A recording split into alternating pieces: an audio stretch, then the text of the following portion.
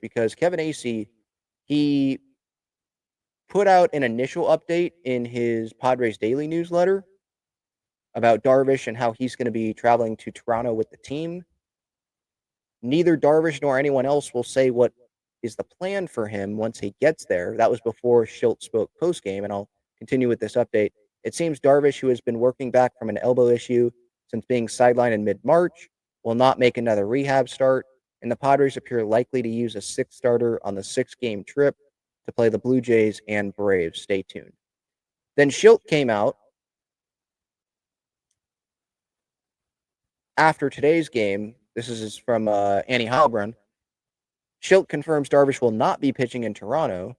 What I can tell you is he's going to continue to work on throwing and getting some other things taken care of, and he will not be pitching in Toronto. So could be just continuing to build up. He's not going to go on another rehab start.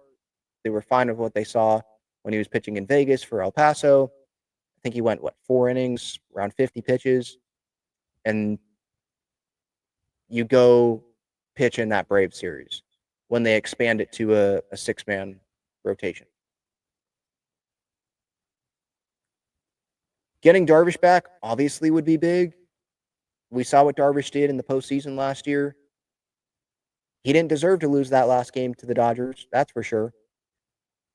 And obviously it helps the rest of the rotation, right? If they do go to a six-man, then that's going to be less times that guys are going out there frequently or as frequently, right? You get a little bit more time.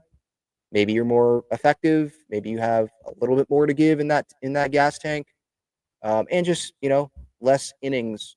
Ultimately, it depends on how long they go with this, but less innings when you end up totaling it all up there at the end of the season. And coming up now, obviously there were a lot of days off for the Padres. I mean, since the start of the season, I think the schedule's been pretty darn friendly to the Padres, and so it's good that they have been able, for the most part, to take advantage of it, going 27-18. Because if we look at the schedule now, with the days off, the next day off after tomorrow, day off the 29th. So that would be 4, 5, 6, 7, 8, 9 consecutive games. Blue Jays, Braves, Marlins, day off. And then in June, they don't have a day off until the 12th.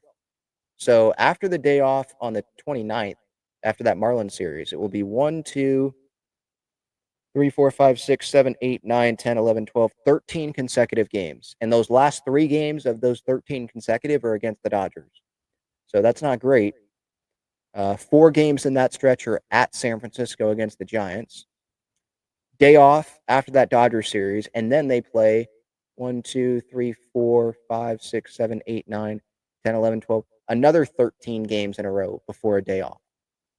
So not a lot of days off here coming up in the month of June. June's going to be pretty darn tough. I'm looking at some of these opponents here. Phillies, Royals, Dodgers, 7 games there. D-backs in the middle of those Dodger games. The Giants 4 times. Who knows if they get Skeens during that Pirate series. So, yeah, buckle up here. Hopefully they're enjoying these days off.